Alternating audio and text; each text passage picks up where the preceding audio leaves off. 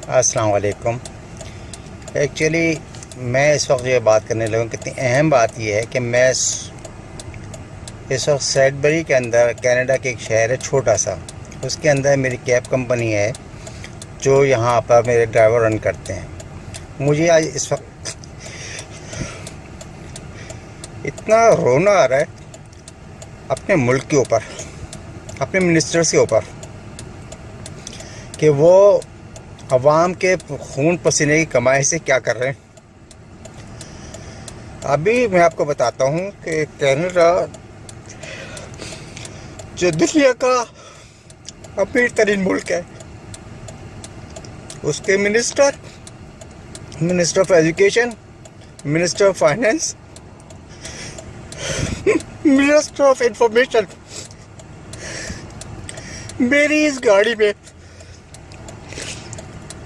Airport से बैठकर conference hall में आए हैं।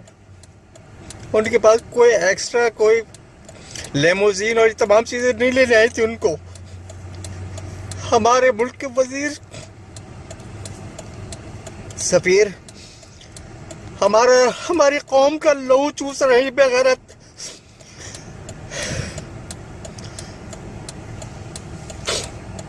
मेरी दुआ है अल्लाह ताला से कि जितने भी सूबाई असम्बली, कौमी असम्बली, सेनेट के मेंबरान हैं, अल्लाह ताला इनको नेस्त नाबूद करे। एक वो मुल्क जो खुशहाल है, उसके मिनिस्टर को देखें आप।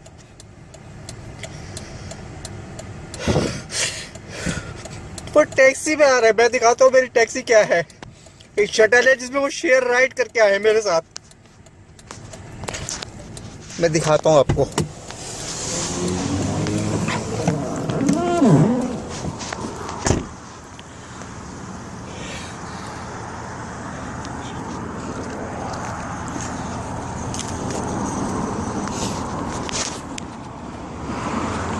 ये है वो मेरी कंपनी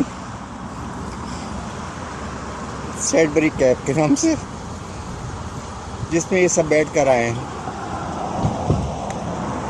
मैं यहाँ पे पाकिस्तान का नाम भी जिंदा किया बैठा हूँ, PI के नाम से।